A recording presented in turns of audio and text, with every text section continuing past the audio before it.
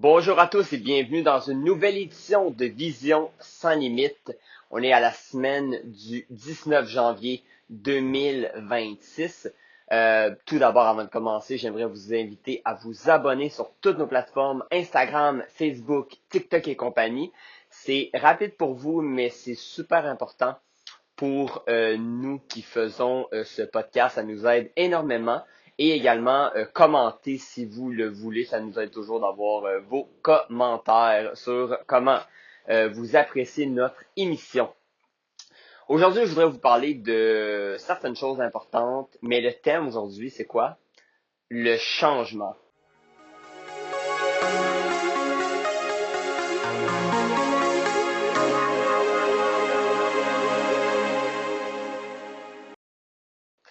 Je l'entends depuis des mois, ce mot-là, le changement. Oui, ils ont changé de gouvernement, on est tanné des lois actuelles. Parfait, je le comprends.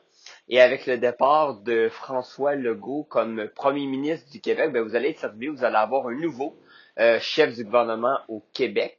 Et avec de nombreux départs également, dont Sonia Lebel, ministre de l'Éducation actuelle, Geneviève Guilbeault, qui ne revient pas également. On s'entend qu'on aura beaucoup de nouveaux visages. On aura un nouveau chef également au Parti libéral avec Charles Milliard. Il n'a pas été élu encore, mais croyez-moi, ça va être lui à 99% parce qu'on va se le dire, la candidature de Mario Roy n'est pas très sérieuse à mon humble avis. Et donc, on va se retrouver avec des nouveaux chefs de gouvernement. Ruba Gazal qui représentera Québec solidaire et Paul Saint-Pierre Plamondon et Éric Duhaime pour les conservateurs et le Parti québécois seront en quelque sorte les doyens, les vétérans comme chefs de leurs partis respectifs. C'est drôle de dire que Paul Saint-Pierre Plamondon sera un vétéran, lui qui sera seulement à sa deuxième, oui, élection pour devenir premier ministre du Québec. D'ailleurs, dans les sondages, le Parti québécois est toujours largement premier. Et le Parti conservateur d'Éric Duhaime qui a un petit peu monté également. Je le dis depuis longtemps, je serais vraiment pas surpris que les conservateurs aient au minimum 2 ou 3 députés à la prochaine élection. Mais tout ça pour dire que on veut du changement, on va en avoir. Parce que dans les postes importants, la CAQ aura un nouveau chef à la CAQ. Qui sera ce nouveau chef? Comme je l'ai dit, Mme Guilbeault, Mme Lebel ne reviendront pas. Qui sera le ou la nouvelle? On parle beaucoup de Simon Jolin Barrette, qui pourrait être un candidat favori. Celui qu'on a vu longtemps comme le dauphin de M. Legault. Par contre, n'a pas dit encore officiellement s'il voulait être à la tête du gouvernement. Pourrait l'annoncer cette semaine. C'est peut-être déjà même annoncé à l'heure où on se parle. Et également, il y a Christine Fréchette qui a beaucoup d'appui dans le parti, dont Mathieu Lacombe, oui, qui serait en faveur de elle comme chef du gouvernement. Madame Fréchette qui a été un peu catapultée dans un rôle aussi important par François Legault quand Pierre Fitzgibbon est parti. Je dirais qu'elle est opportuniste. Elle a le droit, d'ailleurs, elle a le droit d'être opportuniste et de se servir de cette nouvelle crédibilité pour se présenter. La seule chose, c'est que je me demande vraiment est-ce que c'est elle la bonne personne pour succéder à François Legault. À mon avis, elle n'a pas assez peut-être d'expérience dans un rôle important auprès du gouvernement. Est-ce qu'elle aurait l'expérience nécessaire pour mener le Québec? Je sais pas. Je suis peut-être pas assez convaincu d'elle. Mais en même temps, si on y va dans le thème de la nouveauté, c'est vrai qu'on la connaît pas beaucoup. On l'a vu, oui, dans les dernières semaines, derniers mois, comme rôle plus important. Mais à quel point elle est capable de rassembler, d'être une bonne communicatrice. Et je le dis depuis longtemps, quand on veut trouver un premier ministre ou un chef de gouvernement, c'est pas seulement d'être un cerveau, d'avoir une intelligence supérieure, non. C'est d'avoir un talent de communication, d'avoir du charisme et ensuite de s'entourer de bonnes personnes. J'ai toujours considéré que c'était mieux d'être peut-être un petit peu moins un cerveau, peut-être un peu moins intelligent au niveau des finances et compagnie, mais d'être charismatique, d'être un communicateur hors pair et de t'entourer ensuite de très bonnes personnes. On a vu des fois ce que ça a donné, là, des chefs de gouvernement ou des chefs de parti qui étaient très, très intelligents, mais quand c'est le temps de communiquer au public leurs idées ou que c'était pas facile, et c'est pas vrai que les gens ne s'attachent pas à une personne. On vote d'abord et avant tout pour la personne qui est chef de gouvernement avant même le parti. Alors, il y a ça qui rentre en ligne de compte. Je suis peut-être pas convaincu que Mme Fréchette est la bonne personne. Et sincèrement, je vois pas 50 autres candidats à part Mme Fréchette et Jolin Barrette présentement. On a parlé d'Olivier Primo pendant un certain temps, qui était présenté pour peut-être venir jouer un rôle, là, peut-être se présenter pour devenir un chef qui n'était pas déjà dans le parti. Moi, je trouvais ça complètement ridicule comme idée.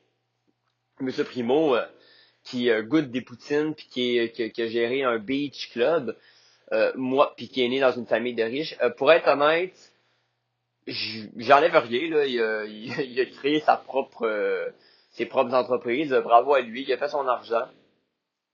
Mais c'est pas parce que tu as de l'argent puis que tu es un bon entrepreneur que tu serais un bon premier ministre du Québec. Je trouve ça un peu utopique de penser ça.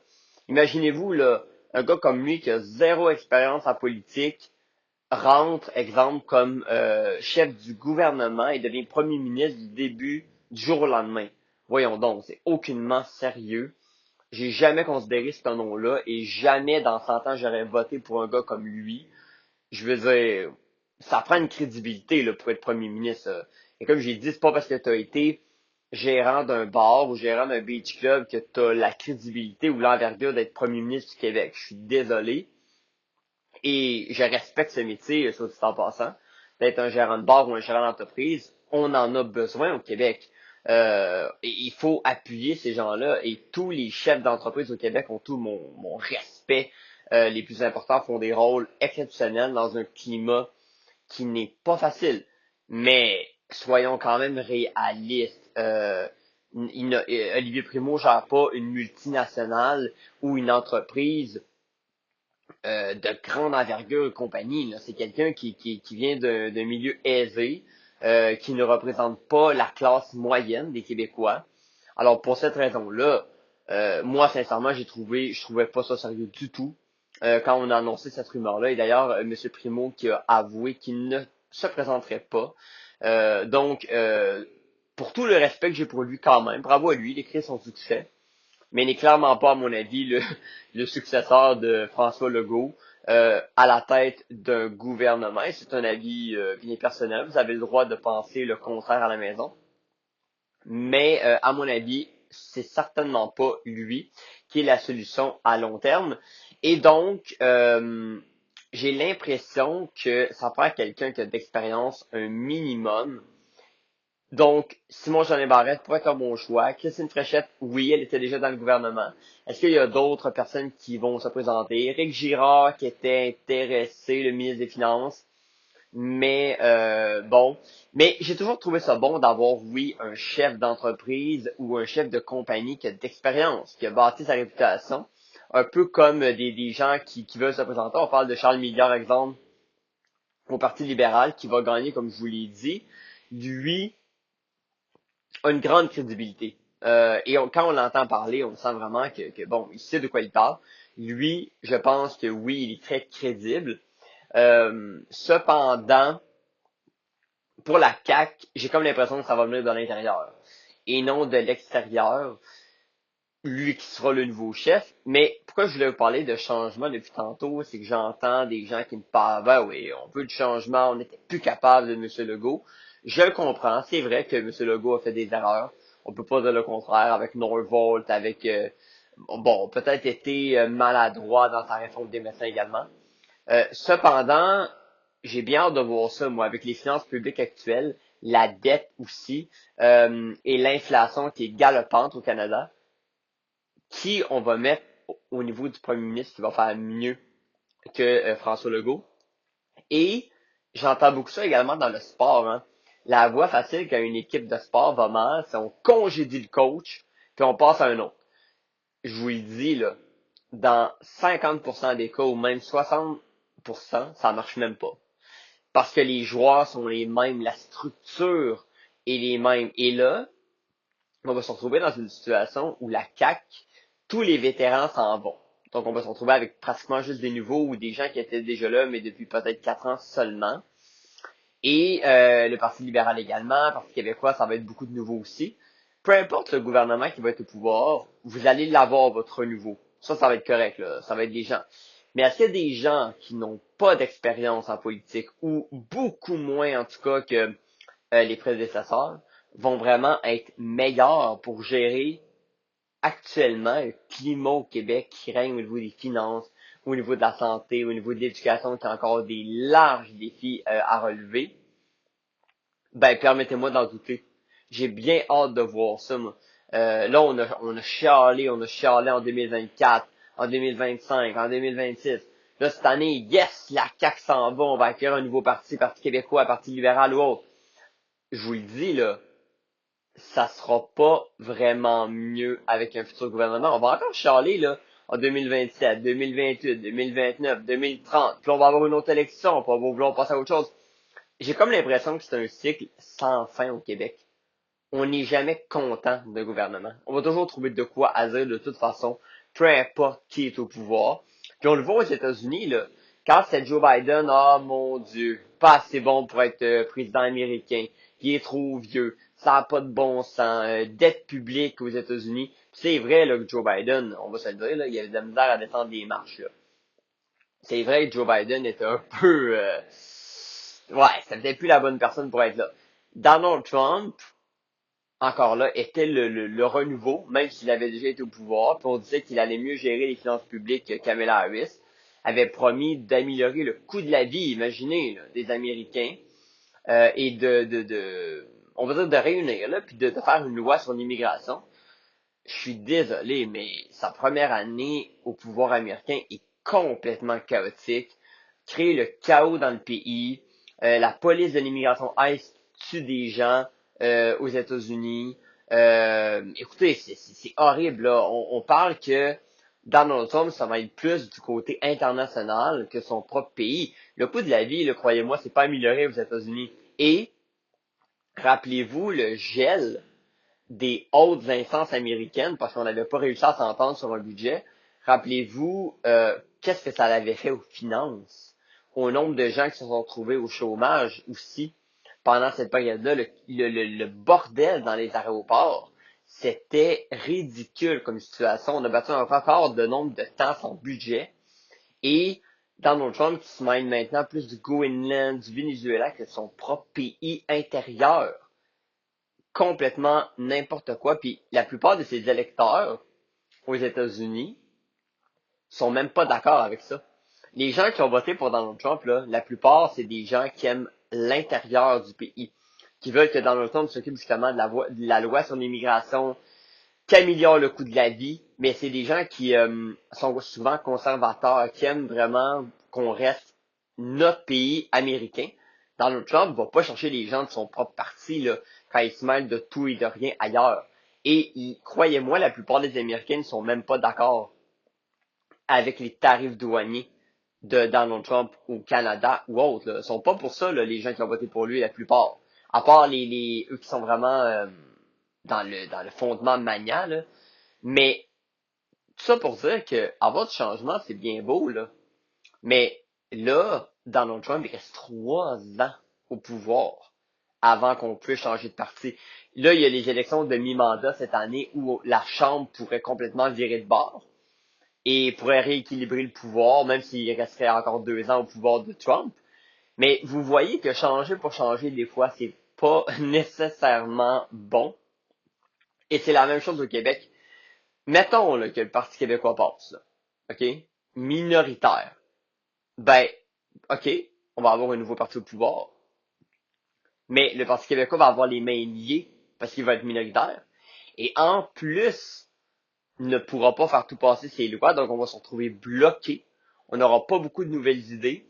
Moi, je vous le dis, là, j'ai vraiment une impression que ça sera pas mieux la situation de 2026 à 2030. On va être, oui, dans un renouveau, mais un renouveau particulier entre les gens qui sont plus pour le Parti québécois, les gens qui sont plus pour la CAQ, ceux qui veulent protéger la langue française, il va y avoir vraiment une séparation des idées au Québec. Et moi, je vous le dis, là, le changement, moi, je suis pour le changement. Je suis pour la réincarnation, l'innovation. Mais il faut que ça se fasse d'une façon intelligente. Puis présentement, c'est comme si tout le monde s'en va, on met tout le monde dehors, là, à cause de Saclic, avec raison. D'ailleurs, Saclic a été un des plus grands fiascos là, de ce gouvernement-là. Mais là, il y a eu des constats d'échec, troisième lien, non-vote. Mais le prochain gouvernement, là, est-ce qu'il va faire vraiment mieux? Est-ce qu'il va vraiment choisir les meilleures entreprises à investir? Pas convaincu. Pas convaincu. On pourra s'en reparler vers 2027-2028 si j'ai eu raison. Mais ma vision de pensée, là, c'est qu'on peut toujours trouver de quoi à dire, peu importe qui est au pouvoir, au Québec et au Canada. Quand Justin Trudeau était là, on trouvait de quoi à dire. Là, c'est M. Carney. Les gens qui sont conservateurs disent « Ah, mon Dieu, il en fait pas assez. » Si c'était Poilievre, on dirait « Ah, il est trop agressif avec Donald Trump. » Il y en a pas de solution magique. C'est ça que je voudrais qu'on s'enlève de la tête. Il y en a pas. Il y a personne qui va faire tout ce qu'on veut ou tout ce que... Ils feront pas l'unanimité partout où ils passent. Alors, il y a ça qu'il faut prendre en compte quand on dit « On veut le changement, on veut le changement. » Oui, mais à quel prix? Donc, moi, c'est ma vision de pensée. Et oui, d'avoir des chefs d'entreprise ou des chefs de compagnie crédibles, et je veux dire le mot crédible, et c'est là que je voulais dire qu'Olivier Primo n'est pas un gars crédible pour faire ça, mais d'avoir des gens qui ont d'expérience dans les entreprises, dans l'économie, qui ont créé leurs propres entreprises, qui sont partis du zéro, là, puis qui ont bâti quelque chose d'intéressant, ça, bravo à vous, très, c'est très important. Et c'est des gens comme ça qu'on a besoin à la tête de la politique au Québec présentement, ou comme M. Carney également, qui a eu des rôles importants au niveau de la Banque d'Angleterre et autres. C'est des gens comme ça qu'on a besoin pour aider l'économie. Et oui, les chefs d'entreprise, eux qui ont des restaurants, les gens qui ont des magasins, les gens qui ont créé leur propre business, c'est eux qu'on veut entendre. C'est eux qui connaissent beaucoup plus, nous, la classe moyenne, qui sont capables de comprendre le vrai processus pour faire marcher l'économie du Québec. C'est ça qu'on a besoin. C'est ça que j'espère qu'on va avoir dans les prochaines années au niveau des ministres et des députés. Donc sur ce, merci d'avoir écouté ce podcast, soit en différé quelques jours plus tard ou lorsqu'il est sorti directement. Merci de commenter, envoyez-nous vos commentaires pour des futurs sujets de Vision sans limite. Sans limite, ça nous fait toujours un grand plaisir. Merci d'avoir été là et on se retrouve la semaine prochaine.